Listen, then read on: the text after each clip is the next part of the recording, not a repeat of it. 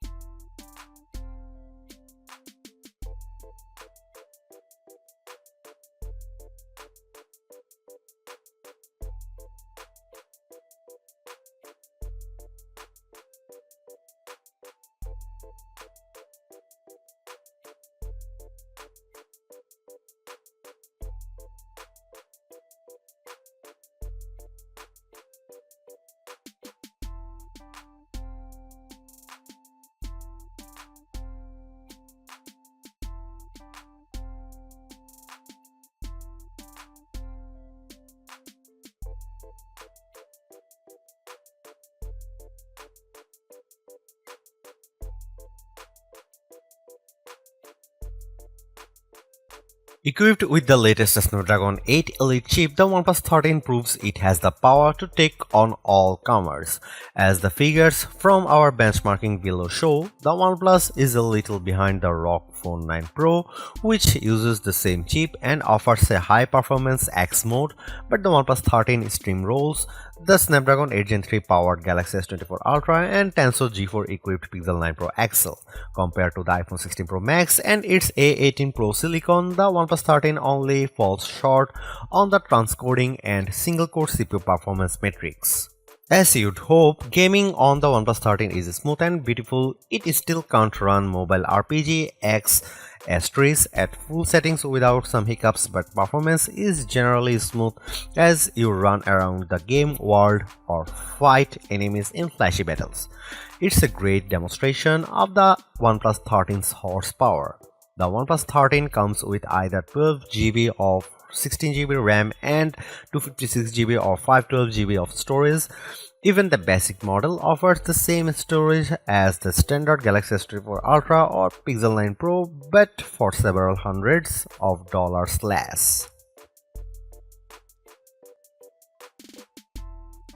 A huge 6000 mAh battery sits inside the OnePlus 13, and that capacity isn't for show. The OnePlus 13 ran for 19 hours and 45 minutes on our custom battery test, which is more than 2 hours longer than the iPhone 16 Pro Max lasted. The OnePlus 13 also beats the Samsung Galaxy S24 Ultra by 3 hours, while the Pixel 9 Pro XL is 7 hours behind OnePlus latest. The Asus ROG Phone 9 Pro still tops our best phone battery life list with its 20 hours and 34 minutes result despite having a slightly smaller battery, but that doesn't detract much from OnePlus' achievement here. OnePlus is still focused on fast charging too. The 13 supports 100-watt charging in most markets but 80-watt charging in the US due to different voltages. Using an 80-watt charging brick, we were able to fill the phone to 56% in 15 minutes and to 92% in half an hour in our testing.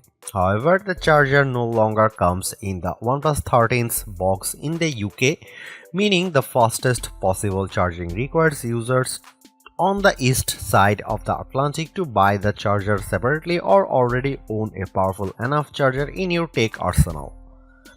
While wireless charging hasn't been a priority for OnePlus in the past, it's gone in hard on that feature this year by not only offering 50-watt wireless charging but magnetic wireless charging via a new AirVook pack. Confusingly, there are no magnets within the OnePlus 13, so you can only use the magnetic charger fully if you put the phone in a first-party case. It's an odd way to do things considering the most prominent example of this, Apple's MagSafe for iPhone, does use internal magnets for a secure connection to wireless charging devices, but Android users in search of an equivalent can make do with this until we finally get QI2 wireless charging on mainstream Android phones.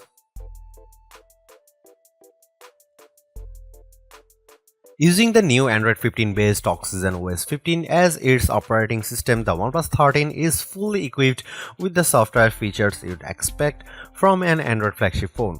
That includes the OnePlus AI Suite, which contains the translation, transcription, text generation and formatting and image editing and enhancement tools you'd expect. There's also an intelligent search tool for hunting for content within locally saved files, plus Google's Circle to Search tool and Gemini Assistant. A non-AI addition to OnePlus software is the Share with iPhone option, which we also saw on the Oppo Find X8 Pro.